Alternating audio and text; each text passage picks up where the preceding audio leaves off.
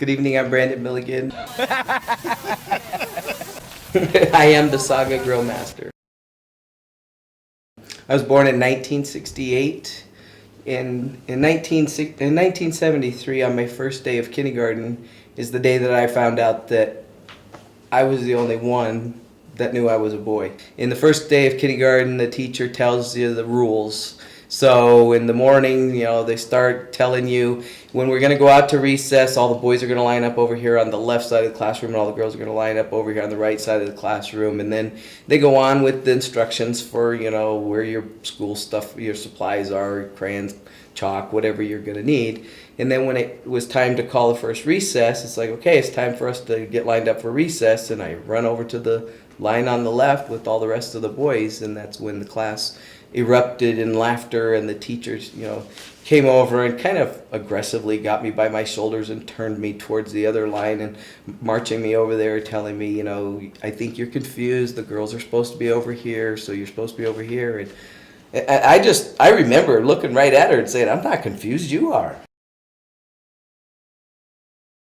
Yeah, I'm a boy. Why are you doing this to me? And the whole class started laughing at me, and I was very adamant that they were being cruel and that I was supposed to be in that line, and I wasn't nice about it. I was yelling at her and screaming at her, and that's why I ended up being sent to the principal's office.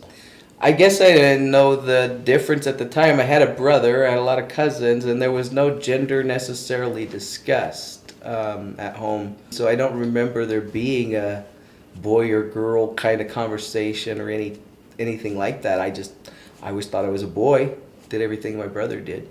When I got home from school that afternoon, my mom asked me how my day was, and I told her that it was awful, that everybody there was teasing me and laughing at me, and that they kept telling me that I was a girl. And she said, "You are a girl." And I was totally devastated. Didn't think that it could get any worse. In school, I was considered a freak.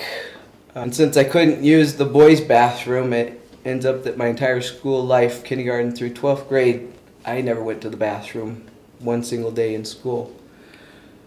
It created a lot of trips to the doctors for urinary tract infections, which I would then get punished for not drinking water and not going to the bathroom when I needed to.